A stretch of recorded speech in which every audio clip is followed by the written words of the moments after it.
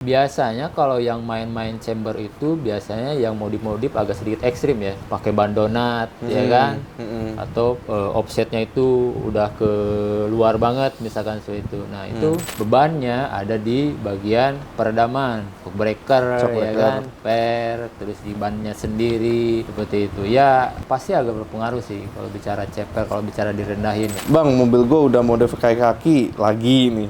Tapi tiap touring hasilnya nggak pernah maksimal. Itu karena modifnya atau ada part yang udah rusak ini mah?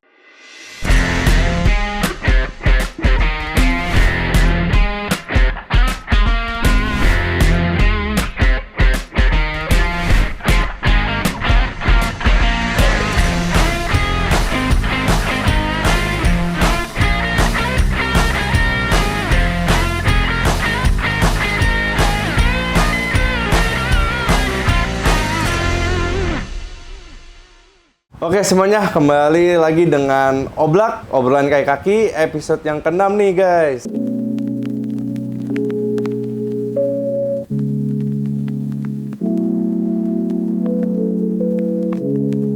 Yang belum tahu gue, perkenalkan nama gue Andrew, gue supervisor dokter mobil di cabang Kelapa Gading. Dengan di sebelah gue nih, ada Kang Ade nih. Untuk episode kali ini terkait kayak kaki ya, Oblak ya. Yang ke-6 ya kita. Ke-6. Oke, kita langsung mulai aja ya. Siap. Dengan pertama dari mobil tua BNK 333. Bang, gue upgrade velg jadi lebih gede plus ban tipis. Sekarang kakinya cepat bunyi. Itu emang resiko atau ada solusi biar tetap aman? Wah, berarti udah dimodif ya? Iya, ini modifnya anak memang sedikit mobil banget. Iya. Mungkin kayaknya nih netizen yang hobi kayaknya nih. Hobi. Velg gede, ban tipis, cakep sih itu. Iya. Velg gede, otomatis kan ketika velg gede balik lagi ke beban ya. Beban atau beratnya si velg itu sendiri pasti kan makin gede makin berat ya. Betul. Ditambah lagi bannya tipis. Nah itu kan otomatis jadi ground clearance-nya atau juga dia permukaan ban dengan si permukaan jalannya itu kan makin tipis ya. Ya. Nah kemungkinan jadinya ketika dia jalan di jalan yang tidak rata atau misalkan ada lubang pasti langsung berasa. Wah, langsung berasa. Bodi mobilnya. Iya sih, asli, ya kan? asli. Peredamnya nggak ada ya? Peredamannya nggak ada gitu. Jadi otomatis makin berasa lah ke bagian setirnya atau ke bagian bodinya. Nah, biasanya ketika velg gede terus ban tipis itu pastinya akan mempengaruhi ke bagian-bagian kaki-kaki sektor yang lain. Misalkan ball joint, ya kan? Ya, Lower arm, bushing, gitu kan. Efeknya mungkin ya dia bekerjanya jadi lebih ekstra gitu untuk menahan redaman dari guncangan si mobil itu sendiri. Shock breaker nggak cukup ya? Shock breaker juga pastinya akan berpengaruh. Oh, Misalkan kalau bicara umur, karena misalkan mobil standar mah 5 tahun gitu ya. Kalau ini karena mungkin velg gede, bannya tipis, ya faktor-faktor lain, busing-busing lain akan mempengaruhi ya. Mempengaruhi ke lamanya si perpat itu. Ya sih. Kita lanjut lagi ya. Siap. Next ada dari Brad Punch. Kak, kalau mobil stance atau chambernya miring itu efek ke kaki selain ban cepet habis, apaan aja sih chamber miring? Bicara chamber miring ya, itu kan bicara sudut kemiringannya ya. Sudut kemiringan si permukaan bagian bannya atau rodanya ya. Dengan si permukaan bodi atau supaya lurus lah bahasanya kan seperti itu. Kalau bicara chamber, misalkan chambernya itu ke arah luar, misalkan ya pakai ban tebal, terus juga tipis seperti itu. Nah, ketika permukaan lebih ke bagian luar, otomatis permukaan ban itu nggak rata kan? Ya, pasti. Makan dalam misalkan.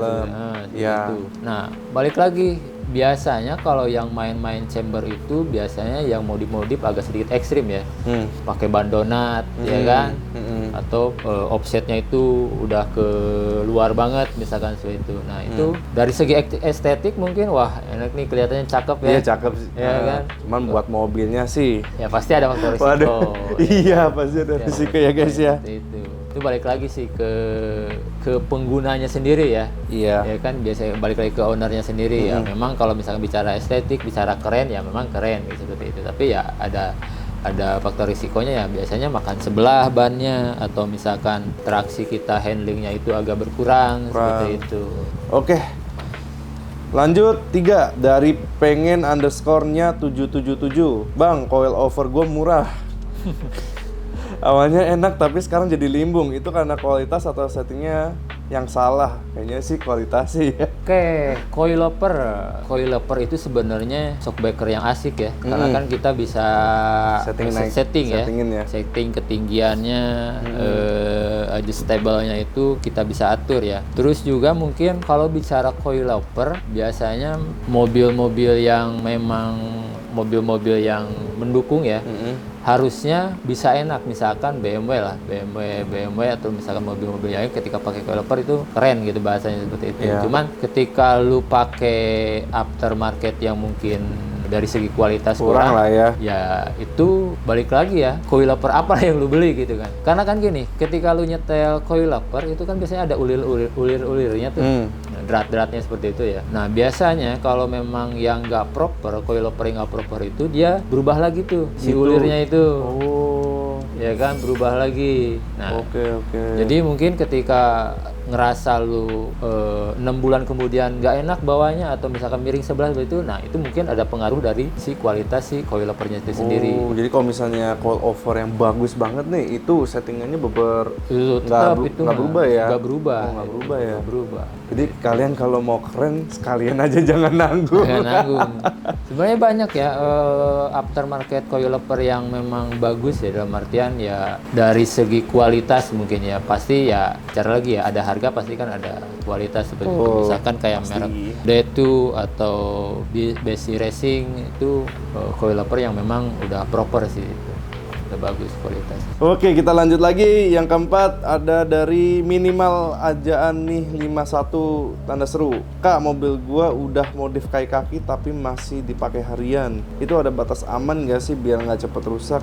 Ini tergantung sih kalau modif kaki apanya yang dimodif ya, Mas Ade ya? Iya. Tergantung apakah coilover atau potong per. Ya itu tadi balik lagi ya. Kalau batas aman biar nggak cepet bicara rusak. Batas aman gini maksudnya ya, jarak permukaan ban dengan fender bodinya mungkin itu jangan terlalu sampai dikit banget, atau misalkan cuma 1 cm atau 1 jari. Bayangin kalau misalkan dia lagi jalan terus ada jalan rusak atau misalkan ada polisi tidur, itu kan pasti permukaan ban dengan si bagian bodinya itu akan gasruk kan. Bagian gasruk. Jadi mungkin batas aman dalam artian batas amannya itu ya usahain misalkan 2-3 cm misalkan seperti itu. Jadi lu ketika jalan itu nggak bakal gasruk gitu, nggak bakal gesrot ke bagian bodinya, bannya itu sendiri. Atau bicara offset, lebar misalkan pakai pelek yang lebar dan juga mungkin offsetnya terlalu ke luar misalkan seperti itu. Nah itu mungkin ada faktor-faktor risiko lagi, misalkan cepat gasruk lah atau misalkan ya kena bodi dan lain-lain seperti itu. Oke,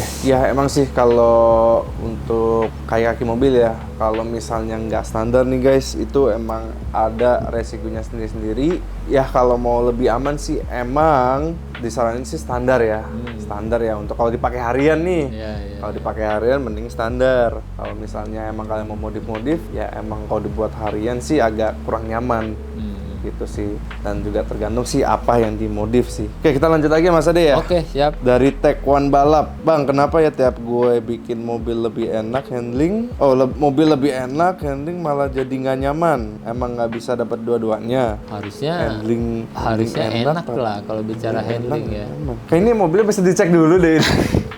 Mobilnya mesti dicek dulu, soalnya agak sulit sih kalau mau ngejawab ini, karena kalau tadi Mas Adi bilang ya handling enak mah harusnya. Oke, misalkan kita bicara mesinnya dulu nih. Misalkan bicara mesinnya itu nggak ada masalah, misalkan mesinnya itu nggak berebet atau misalkan nggak hunting, ya kan, nggak goyang dalam arti seperti itu. Terus bicara ke kaki-kaki, misalkan kakinya proper semua, karet-karetnya baru dan lain-lain masih bagus semua, harusnya itu bawanya enak ke bagian lu bawa mobilnya. Seperti itu, terkecuali misalkan kaki lu beresin tapi misalkan di bagian mesinnya itu ada masalah, misalkan kuilnya mati, ya kan, terus misalkan berebet dan lain-lain, itu mungkin bahasanya memang nggak enak. Tapi kalau bicara kaki-kaki lu enak, udah peremajaan, terus misalkan udah sporing, udah balancing, harusnya itu bawanya enak sebenarnya. Harusnya handling, tractionnya, terus misalkan bagian akselerasinya itu harusnya udah nggak ada masalah, seperti itu harusnya ya. Oke Mas Ade, Ya. lanjut ke dari Opung Grab. Kak, kalau setting coil over terlalu rendah, efek ke komponen lain kayak tie rod atau bushing itu separah apa sih setting coil over terlalu rendah? Oke, kalau bicara terendah berarti kan bicara ceper. Bebannya ada di bagian peredaman, shock breaker, Shock ya breaker. kan, per, terus di bannya sendiri, seperti itu. Ya pasti agak berpengaruh sih kalau bicara ceper, kalau bicara direndahin. Ya. Biasanya yang kena itu bagian balik lagi busing-busing. Ya ini karet-karet kita ya. menjawab Hampir pertanyaan-pertanyaan. semua sama ya, kurang lebih Sama. seperti itu ya. Iya, kurang lebih emang. seperti itu. Memang. Efek dari lu gak standarin bagian kaki itu pasti ada seperti itu. Nggak diceperin atau nggak dimodif aja, ada faktor umurnya gitu loh, bagian busingnya, bagian kakinya ya kan. Ada, karena kita tahu sendiri di Indonesia sendiri itu kan jalan nggak selalu mulus lah bahasanya kan seperti itu. Wah, jalan mah udah Indonesia itu off-road.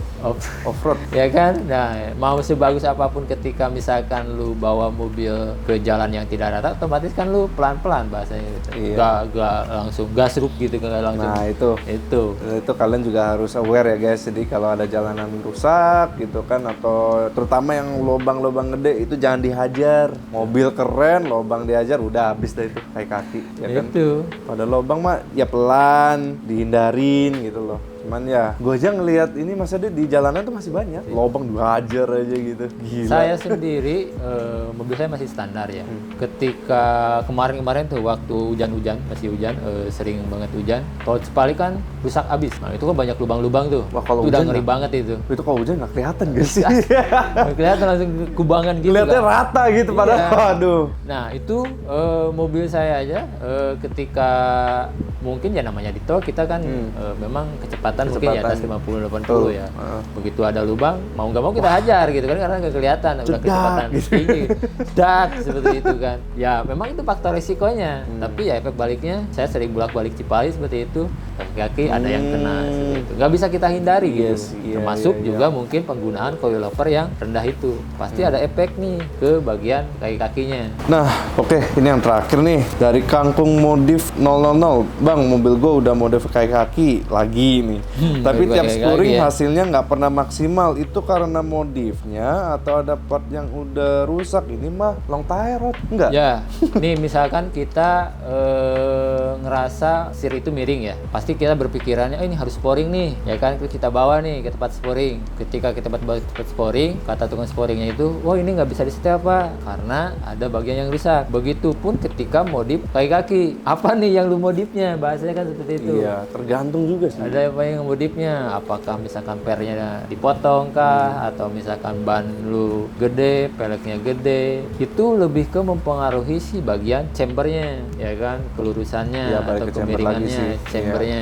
Terus misalkan modif kakinya yang ekstrim ceper banget, misalkan seperti itu, ya balik lagi. Itu Iya juga sih. pasti ada berpengaruh. Jadi emang harus dipastiin dulu ya, kalau mau modif juga perawatan ngeceknya itu harus rajin ya. Nah, Gitu. Itu sebenarnya untuk bengkel yang bilang spuring nggak bisa itu gua akuin bagus sih, maksudnya jujur gitu. jujur ya. Saya ada beberapa bengkel-bengkel itu yang kayak oh iya spuring Sering aja. spuring Tapi gitu masih- kan, tapi masih aja gitu kan. Nah, kita udah jawab semuanya ya Mas Ade ya, untuk pertanyaan hari ini, tema racingnya ini ya hari ini ya.